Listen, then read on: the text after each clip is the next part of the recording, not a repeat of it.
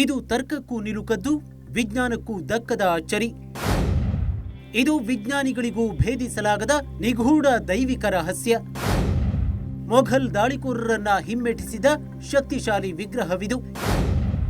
ಏನಿದು ನಾಸ್ತಿಕರನ್ನು ನಿಬ್ಬೆರಗಾಗಿಸುವ ವಿಸ್ಮಯಕಾರಿ ಅದ್ಭುತ. 6 ತಿಂಗಳು ಕಪ್ಪು, 6 ತಿಂಗಳು ಬಿಳಿ. ಇದು ಅತಿಶಯ ಗಣೇಶನ ಮಹಿಮೆ. ವಿಜ್ಞಾನದ ಅಪಾರ ಪ್ರಗತಿಯೇ ಇವತ್ತು ಜಗತ್ತನ್ನ ಆಧುನಿಕತೆಯ ತುತ್ತ ತುದಿಯಲ್ಲಿ ನಿಲ್ಲಿಸಿರುವುದು. ಪ್ರತಿ ಬೆಳವಣಿಗೆಯನ್ನು ವಿಜ್ಞಾನಿಗಳು, ಸಂಶೋಧಕರು ತಾರ್ಕಿಕ ವಿವರಣೆ ಮತ್ತು ಪುರಾವೆಗಳಿಂದ ಜಗಜ್ಜಾಹೀರು ಮಾಡುತ್ತಿದ್ದಾರೆ. ನಿಸರ್ಗ ನಿರ್ಮಿತ ರಹಸ್ಯವಾಗಲಿ, ಮಾನವ ನಿರ್ಮಿತ ನಿಗೂಢತೆಯಾಗಲಿ, ಎಲ್ಲವನ್ನೂ ಇಂದಿನ ವಿಜ್ಞಾನ ಭೇದಿಸಿದೆ. ತನ್ನ ಸೈಂಟಿಫಿಕ್ ದೃಷ್ಟಿಕೋನದಿಂದ ಉತ್ತರ ನೀಡುತ್ತಿದೆ. ಆದರೆ ಅದೊಂದು ದೇವಾಲಯ ಮಾತ್ರ ಇವತ್ತಿಗೂ ವಿಜ್ಞಾನ ಲೋಕಕ್ಕೆ ಭೇದಿಸಲಾಗದ ಅಭೇದ್ಯ ಕೋಟೆಯಾಗಿಯೇ ಉಳಿದಿದೆ. ಕೇವಲ ವಿಜ್ಞಾನಿಗಳು ಮಾತ್ರವಲ್ಲ, ಜಗತ್ತಿನ ಸಂಶೋಧಕರಿಗೂ ಅದೊಂದು ದೇವಾಲಯ ಕೈಗೆಟುಕದ ನಕ್ಷತ್ರವಾಗಿಯೇ ಉಳಿದಿದೆ.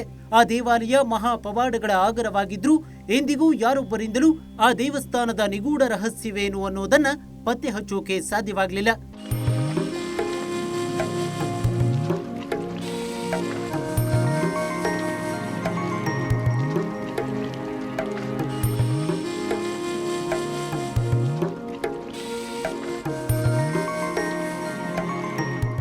ಹೌದು, ಯಾವುದೇ ರಹಸ್ಯವನ್ನ ಭೇದಿಸುವುದಕ್ಕೆ ವಿಜ್ಞಾನ ಪುರಾವೆಯನ್ನ ಕೇಳುತ್ತೆ. ಪುರಾವೆ ಅನ್ನೋದೊಂದು ಸಿಕ್ಕರೆ ಸೈನ್ಸ್ ಮುಂದೆ ಯಾವುದೂ ಲೆಕ್ಕಕ್ಕಿಲ್ಲ. ಆದ್ರೆ ಈ ದೇವಸ್ಥಾನದಲ್ಲಿ ಕೈಗೊಂದು ಕಾಲಿಗೊಂದು ಪುರಾವೆ ಸಿಗುತ್ತೆ. ಹಾಗಿದ್ರೂ ಕೂಡ ವಿಜ್ಞಾನ ಲೋಕಕ್ಕೆ ಇದು ನಿಗೂಢ ರಹಸ್ಯವಾಗಿಯೇ ಉಳಿದಿದೆ. ತರ್ಕಕ್ಕಂತೂ ಈ ದೇವಸ್ಥಾನ ನಿಲುಕುವುದೇ ಇಲ್ಲ. ಹಾಗಾದ್ರೆ ಆ ಅಚ್ಚರಿಯ ದೇವಸ್ಥಾನ ಯಾವುದು? ಅದು ಎಲ್ಲಿದೆ? ಅಲ್ಲಿ ನಡೆಯೋ ವಿಸ್ಮಯಕಾರಿ ಸಂಗತಿಗಳೇನು? ನಾಸ್ತಿಕರನ್ನು ನಿಬ್ಬೆರಗಾಗಿಸುವ ಆ ಪವಾಡಗಳೇನು ಅನ್ನೋದನ್ನ ತೋರಿಸ್ತೀವಿ ನೋಡಿ.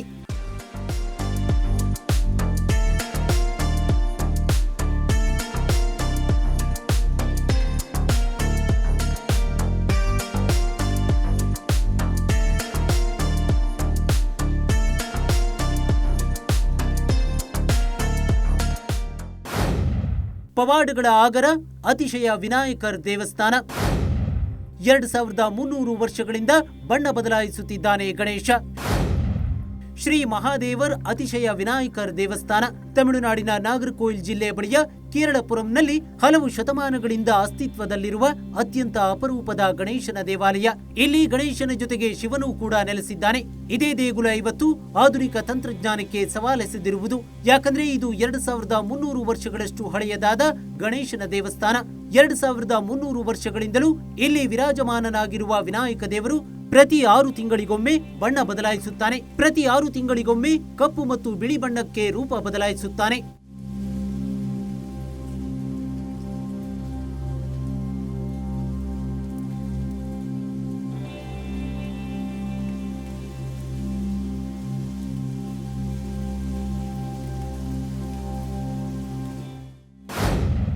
ಉತ್ತರಾಯಣದಲ್ಲಿ ಕಪ್ಪು ಗಣೇಶ, ದಕ್ಷಿಣಾಯಣದಲ್ಲಿ ಬಿಳಿ ಗಣೇಶ. ಕಪ್ಪು ಗಣೇಶ ಬಾವಿ ನೀರು ಬಿಳಿ, ಬಿಳಿ ಗಣೇಶ ಬಾವಿ ನೀರು ಕಪ್ಪು. ಪ್ರತಿ 6 ತಿಂಗಳಿಗೊಮ್ಮೆ ಬಣ್ಣ ಬದಲಾಯಿಸುವ ಈ ಗಣೇಶ ಉತ್ತರಾಯಣದಲ್ಲಿ ಅಂದ್ರೆ ಮಾರ್ಚ್ ತಿಂಗಳಿಂದ ಜೂನ್ ತಿಂಗಳವರೆಗೆ ಕಪ್ಪು ಬಣ್ಣದವನಾಗಿರುತ್ತಾನೆ. ಉತ್ತರಾಯಣ ಮುಗಿದು ದಕ್ಷಿಣಾಯಣ ಪ್ರಾರಂಭವಾದಾಗ ಅಂದ್ರೆ ಜುಲೈನಿಂದ ಫೆಬ್ರವರಿವರೆಗೆ ಗಣೇಶನ ವಿಗ್ರಹ ಬಿಳಿ ಬಣ್ಣಕ್ಕೆ ತಿರುಗುತ್ತದೆ. 2300 ವರ್ಷಗಳಿಂದಲೂ ಈ ಅಚ್ಚರಿ ನಡೆದುಕೊಂಡೇ ಬಂದಿದೆ. ಶಾಸ್ತ್ರಜ್ಞರು ಈ ವಿಗ್ರಹವನ್ನ ಚಂದ್ರಕಾಂತ ಶಿಲೆಯಲ್ಲಿ ಮಾಡಿದ್ದಾರೆ. ವಾತಾವರಣದಲ್ಲಿ ಆಗುವ ಬದಲಾವಣೆಯಿಂದ ಹೀಗಾಗಬಹುದು ಅಂತ ಊಹಿಸಿದ್ರು. ಆದ್ರೆ ಆ ಲೆಕ್ಕಾಚಾರವನ್ನ ದೇವಾಲಯದ ಪ್ರಾಂಗಣದಲ್ಲಿರುವ ಬಾವಿ ತದ್ವಿರುದ್ಧವಾಗಿ ಬಣ್ಣ ಬದಲಾಯಿಸುವ ಮೂಲಕ ಸುಳ್ಳಾಗಿಸಿತು. ಯಾಕಂದ್ರೆ ಗಣೇಶ ಕಪ್ಪು ಬಣ್ಣಕ್ಕೆ ತಿರುಗಿದಾಗ ಬಾವಿಯೊಳಗಿನ ನೀರು ಬಿಳಿ ಬಣ್ಣದಾಗಿರುತ್ತದೆ. ಗಣೇಶ ಬಿಳಿ ಬಣ್ಣಕ್ಕೆ ತಿರುಗಿದಾಗ ಬಾವಿಯೊಳಗಿನ ನೀರು ಕಪ್ಪಾಗಿರುತ್ತದೆ. ಇದು ಊಹೆಗೂ ನಿಲುಕದ ಅಚ್ಚರಿ. ದಕ್ಷಿಣಾಯಣದಲ್ಲಿ ಬೋಳು ಆಲದ ಮರ, ಉತ್ತರಾಯಣ ಬಂದಾಗ ಹಸಿರೆಲೆಯ ಆಲದ ಮರ. ಇಷ್ಟಕ್ಕೆ ಶ್ರೀ ಮಹಾದೇವರ್ ಅತಿಶಯ ವಿನಾಯಕರ ಆಲಯದ ಅಚ್ಚರಿ ಮುಗಿಯಲ್ಲ. ಈ ಆಲಯದಲ್ಲೊಂದು ಬೃಹತ್ ಆಲದ ಮರವಿದೆ. ಸರಿಯಾಗಿ ದಕ್ಷಿಣಾಯಣಕ್ಕೆ ಈ ಆಲದ ಮರ ತನ್ನೆಲ್ಲ ಎಲೆಗಳನ್ನ ಉದುರಿಸಿಕೊಂಡು ಬೋಳಾಗುತ್ತದೆ. ಉತ್ತರಾಯಣ ಬಂದಾಗ ಚಿಗುರೊಡೆದು ಹಸಿರಾಗುತ್ತದೆ. ಅಂದ್ರೆ ಇಲ್ಲಿನ ಪ್ರಕೃತಿ ಕೂಡ ವಿನಾಯಕ ದೇವರ ಜೊತೆಗೆ ತಮ್ಮ ರೂಪವನ್ನ ಬದಲಾಯಿಸಿಕೊಳ್ಳುತ್ತವೆ ಅನ್ನೋದು ಸ್ಪಷ್ಟವಾಗುತ್ತದೆ. ವಿಶೇಷ ಅಂದ್ರೆ ಪ್ರತಿ 6 ತಿಂಗಳಿಗೊಮ್ಮೆ ಎಲ್ಲವೂ ಒಂದೇ ಬಣ್ಣಕ್ಕೆ ತಿರುಗಿದ್ರೆ ಪ್ರಕೃತಿಯಲ್ಲಿನ ವಿದ್ಯಮಾನ ಎನ್ನಬಹುದಿತ್ತು. ಆದ್ರೆ ಇಲ್ಲಿ ಎಲ್ಲವೂ ತದ್ವಿರುದ್ಧವಾಗಿ ಬಣ್ಣ ಬದಲಾಯಿಸುತ್ತವೆ. ಹೀಗಾಗಿ ವಿನಾಯಕರ್ ದೇಗುಲದ ದೈವಿಕ ರಹಸ್ಯ 2300 ವರ್ಷಗಳಿಂದ ನಿಗೂಢವಾಗಿಯೇ ಉಳಿದಿದೆ. ಮೊಘಲ್ ಸೈನಿಕರೆಲ್ಲ ಒಂದಾದ್ರೂ ವಿಗ್ರಹ ಅಲುಗಿಸಲು ಸಾಧ್ಯವಾಗಲಿಲ್ಲ.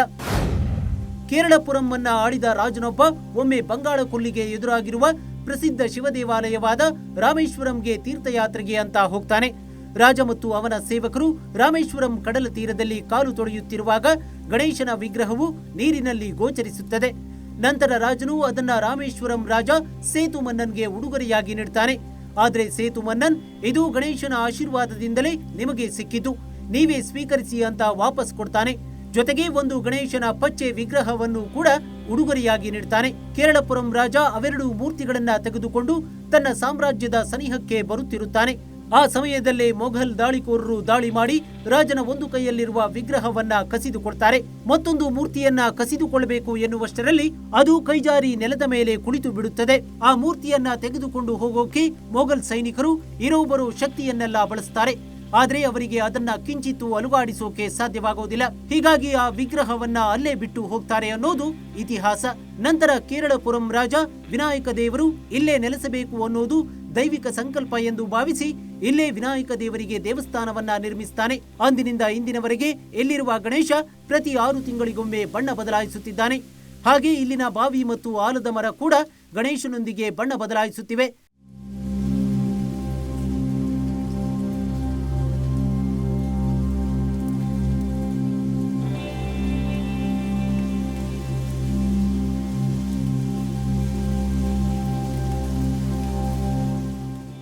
ಇನ್ನು ಸಂತಾನ ಭಾಗ್ಯಕ್ಕಾಗಿ, ಕಲ್ಯಾಣ ಭಾಗ್ಯಕ್ಕಾಗಿ ಈ ದೇವಸ್ಥಾನಕ್ಕೆ ಸಾವಿರಾರು ಜನ ಭೇಟಿ ನೀಡುತ್ತಾರೆ. ಇಲ್ಲಿ ಗಣೇಶನಿಗೆ ಕೊಡಂಬು ಎನ್ನುವ ಖಾದ್ಯ ಪ್ರಿಯವಾಗಿದ್ದು ಭಕ್ತರು ಕೊಡಂಬು ನೀಡುವುದಾಗಿ ಹರಕೆ ಹೊತ್ತಿಕೊಳ್ತಾರೆ. ಹಾಗೆ ತಮ್ಮ ಹರಕೆ ಈಡೇರಿದ ಬಳಿಕ ಗಣೇಶನಿಗೆ ಕೊಡಂಬುವನ್ನ ನೈವೇದ್ಯವಾಗಿ ನೀಡಿ ಹರಕೆ ತೀರಿಸುತ್ತಾರೆ. ಒಟ್ನಲ್ಲಿ ಭಾರತವೆಂಬ ಆಧ್ಯಾತ್ಮಿಕ ದೇಶದಲ್ಲಿ ಹೀಗೆ ಅದೆಷ್ಟು ದೈವಿಕ ರಹಸ್ಯಗಳನ್ನ ಒಳಗೊಂಡ ದೇವಾಲಯಗಳಿವೆಯೋ. ಆದ್ರೆ ಶ್ರೀ ಮಹಾದೇವರ್ ಅತಿಶಯ ವಿನಾಯಕರ ಆಲಯದ ಅಚ್ಚರಿ ಎಲ್ಲಕ್ಕಿಂತ ಒಂದು ಮೆಟ್ಟಿಲು ಮಿಗಿಲು ಅಂತಾನೆ ಹೇಳಬಹುದು. ನೀವೇನಂತೀರಾ? ಕಾಮೆಂಟ್ ಮಾಡಿ. ಕ್ಷಣ ಕ್ಷಣದ ಸುದ್ದಿಗಳಿಗಾಗಿ, ಇಂತಹ ವಿಶೇಷ ಸುದ್ದಿಗಳಿಗಾಗಿ ನೋಡ್ತಾನೆ ಇರಿ Ashwavega news. Sanjay Naik, news desk, Ashwavega news.